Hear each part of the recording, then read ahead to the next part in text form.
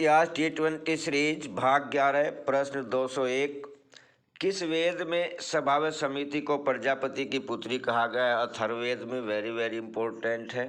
समिति के अध्यक्ष को क्या कहा जाता था? ईशान। जनता की संस्था क्या कहलाती थी? समिति। देश के न्यायालय के रूप में कौन सी संस्था कार्य करती थी? सभा। विद्वान महिलाओं का दल ब्रह्मवादिनी किस राजा की सभा में रहता था? ये राजा जनक की सभा में था यह दल। ब्रह्मवादिनी दल में प्रमुख स्थान किसका था? गार्गी का था। प्रश्न नंबर 207। शकुंतला किसकी पुत्री थी? विश्वामित्र और मेनका की पुत्री थी। शकुंतला किसके आश्रम में रहती थी? महर्षि कर्ण के आश्रम में रहती थी।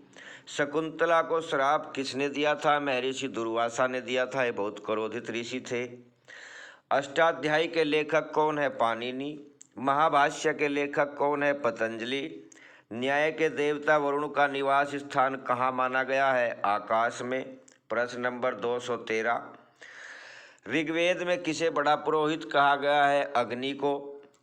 उपास्ति व इभ्य किसके व्यक्तिगत कर्मचारी थे? राजा के कर्मचारी होते थे। उच्च वर्गीय लोगों की संस्था क्या कहलाती थी? ये सभा कहलाती थी। डॉक्टर अल्तेकर के अनुसार वैदिक युग में सामाजिक एवं राजनीतिक कार्यों के लिए ग्राम की बैठक होती थी, सभा। वैदिक काल में संपत्ति की गणना किससे होती थी? गाय से होती थी। जिसके पास ज़्यादा गायें वही ज़्यादा धनवान माना जाता था। गायों की खोज के लिए किए गए युद्ध क्या कहलाते थे? ये गविष्टि कहलाते थे।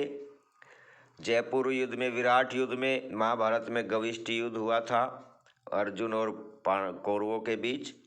राजकोष का नियंता क्या कहलाता था? यानी वित्त मंत्री। संग्रहिता कहलाता था। जंगल विभाग का प्रमुख क्या कहलाता था? गोवीकर्ता कहलाता था।